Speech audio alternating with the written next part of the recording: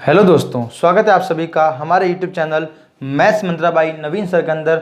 आज हम पढ़ने वाले हैं ज्योमेट्री यानी कि ज्यामिति के बेसिक से लेकर 2D 3D जहाँ तक भी मैथमेटिक्स की हाईएस्ट ब्रांच पॉसिबल है जो कॉम्पिटिटिव एग्जाम के लिए और 9, 10, 11, 12 के लिए पॉसिबल है, वो जो एग्जाम में इंपॉर्टेंट है उन सभी चीज़ों को आज हम डिस्कस करने वाले हैं। हम हिंदी और इंग्लिश दोनों मीडियम को साथ में करेंगे, बाइलिंगुअल करेंगे। तो देखते हैं, स्टार्ट करते हैं बेसिक ज्योमेट्री। तो इसके बेसिक पार्ट से स्टार्ट करेंगे। जब भी किसी चीज़ के बारे में जानकारी लेनी है तो बेसिक पार्ट से स्टार्ट करने का फ़ायदा क्या होता है कि हमें उस चीज़ के कंसेप्चुअल क्लियर होते रहते हैं। तो देखते हैं, हमारे कंसेप्ट क्लियर करने के लिए सबसे पहले बात करते हैं हम पॉइंट की। तो पॉइंट की बात करें, पॉइंट को क्या कहते हैं हिंदी के अंदर हम बिंदु। हम अगर इसके बारे में डेफिनेशन की बात करें तो क्या होगा, a dot marked by a sharped pencil, यानी कि अगर एक डॉट मार्क करें किसी तीखी पेंसिल के द्वारा तो डॉट क्या कहलाता है, हमारा पॉइंट कहलाता है।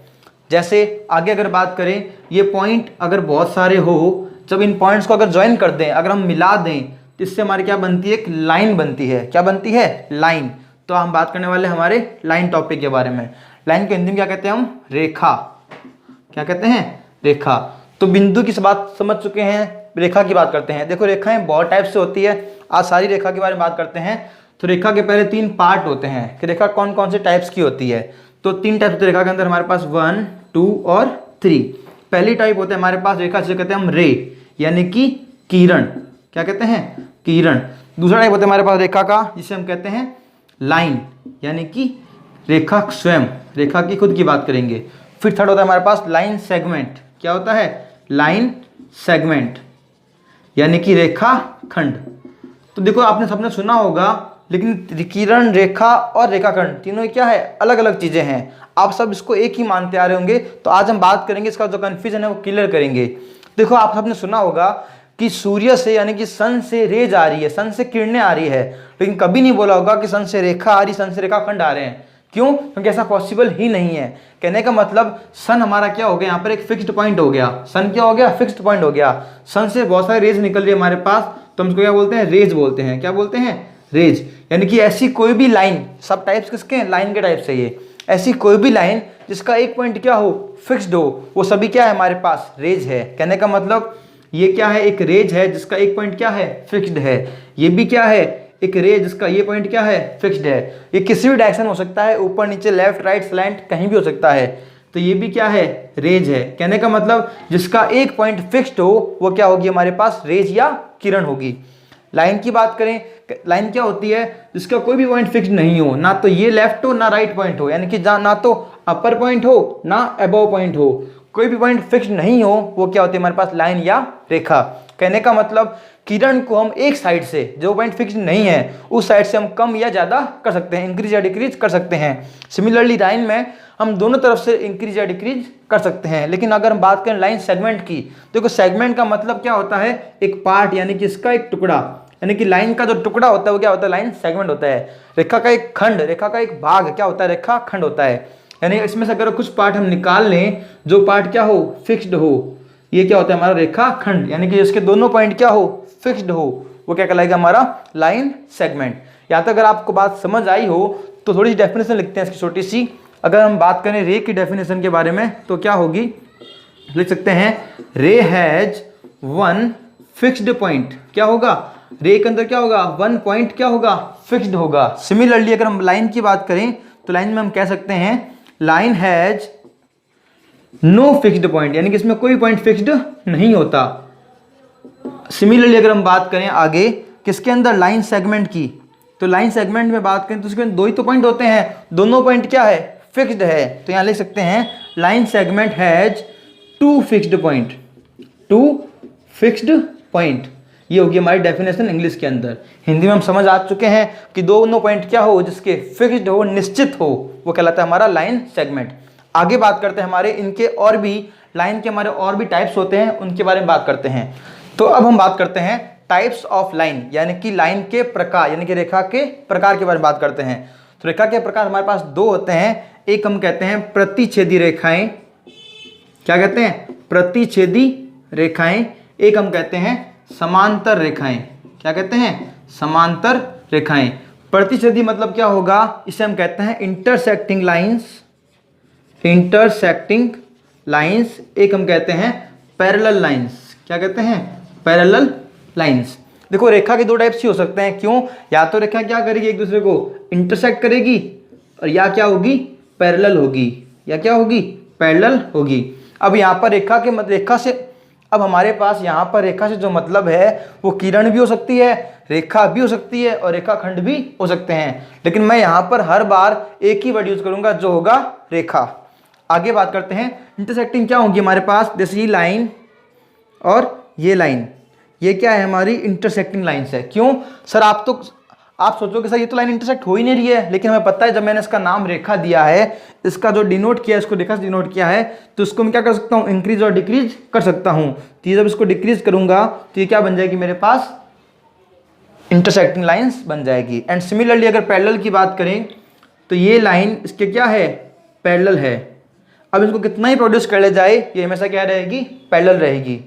इन रेखाओं को पहचानने के लिए हमारे पास एक और तरीका है, इनका जो डिस्टेंस होता है हमारे पास, इनका जो परपेंडिकुलर डिस्टेंस होता है, यानी कि लंबवत जो दूरी होती है वो हमेशा समान नहीं आती, वो हमेशा समान नहीं आती।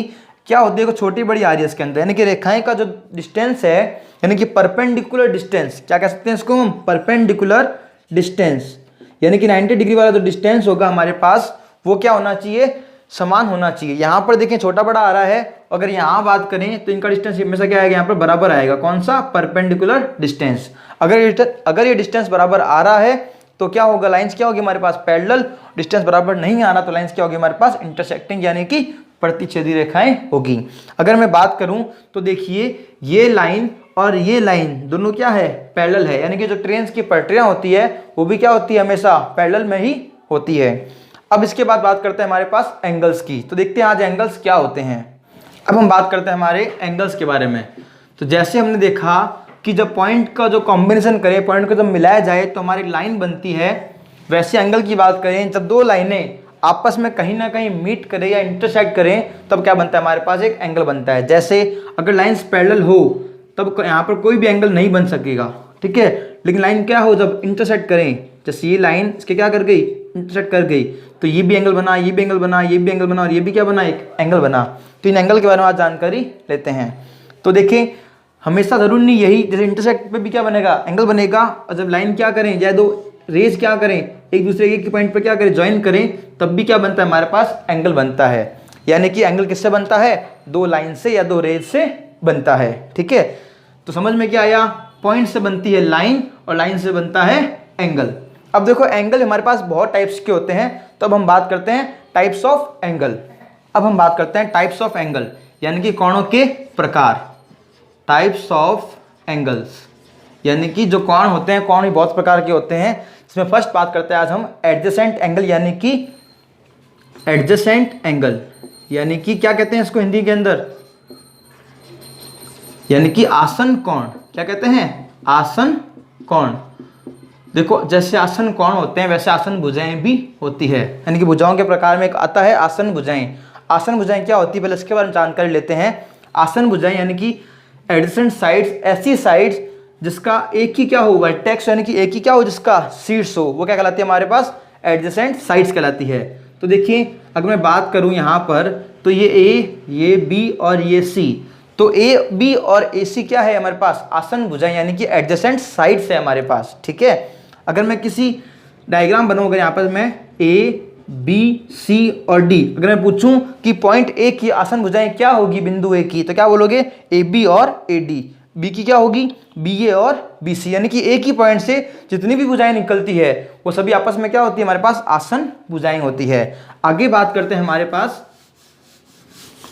हम आगे बात करते हैं एडजेसेंट एंगल की, यानी कि अगर इसको हमें सीखना है तो हमें तीन पॉइंट को, तीन बातों का ध्यान रखना सबसे ज़्यादा जरूरी है। जैसे पहला पॉइंट हमारे पास, दूसरा पॉइंट और तीसरा पॉइंट। पहला पॉइंट क्या है, इसके अंदर कॉमन क्या होना चाहिए, यहाँ पर इसमें एक पॉइंट क्या होना चाहिए हमारे पास, कॉमन होना चाहिए। क्या होना चाहिए, कॉमन होना चाहिए। दूसरी बात, कॉमन हमारे पास क्या होनी चाहिए, भुजा होनी चाहिए, कॉमन आर्म होनी चाहिए। इस बात को भी समझना है। यहाँ पर आर्म का मतलब भुजा या साइड से है, अगर ना समझ आए तो यहाँ पर मैं साइड लिख देता हूँ, ठीक है। और तीसरी बात, यहाँ पर जो नॉन कॉमन आर्म है, जो भुजाएं कॉमन नहीं है, नॉन कॉमन जो आर्म है वो क्या होनी चाहिए, अपोजिट टू क्या होनी चाहिए, कॉमन आर्म होनी चाहिए। नॉन कॉमन आर्म्स क्या होनी चाहिए, अपोजिट टू कॉमन आर्म।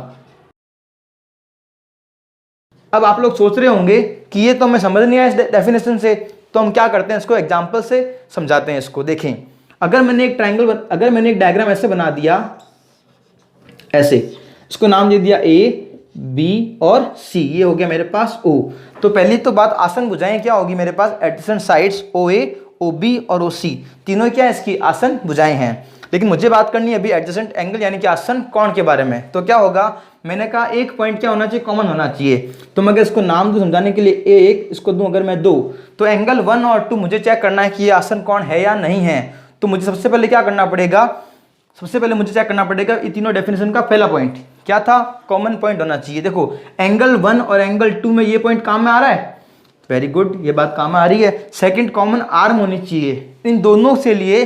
देखिए जो ओबी साइड है, ओबी साइड इसके जो ओबी साइड है वो इस एंगल को बनाने में भी हेल्प कर रही है, और जो ओबी साइड है उस एंगल को बनाने में भी हेल्प कर रही है। तो ओबी भी क्या आ रहा है मेरे पास, कॉमन आर्म आ रही है। और थर्ड बात क्या होगी, जो आर्म कॉमन नहीं है, देखो ओबी तो कॉमन है, तो ये वाली आर्म और ये वाली आर्म कॉमन नहीं है, यानी कि ओ ए और ओ सी कॉमन नहीं है। जो आर्म कॉमन नहीं है वो क्या होनी चाहिए, अपोजिट होनी चाहिए किसके, कॉमन आर्म के। तो देखो ये इस साइड है और ये इस साइड है, यानी कि नॉन कॉमन जो आर्म थी वो क्या है, इधर और इधर है, यानी कि अपोजिट है। ये तीनों डेफिनेशन जिस भी एंगल्स में फॉलो हो उसे क्या कहते हैं, हम एडजेसेंट एंगल कहते हैं। तो इतनी बात अगर आपको समझ आई तो मुझे आप बताएं कमेंट के द्वारा कि ये एंगल 1 है और ये एंगल 2 है, इसे नाम दे दूं मैं ए, बी, सी और डी। क्या एंगल 1 और 2 एडजेसेंट एंगल है या नहीं? अगर नहीं है तो रीजन बताएं, और अगर है तो रीजन हमें कमेंट बॉक्स में जरूर बताएं। तो आज का वीडियो यहीं समाप्त करते हैं। आने वाले वीडियो में हम पढ़ेंगे लीनियर पेयर यानी कि रेखीय कोण युग्म, और आगे की और भी जानकारी के बारे में बात करेंगे। थैंक यू दोस्तों, have a nice day, all the best.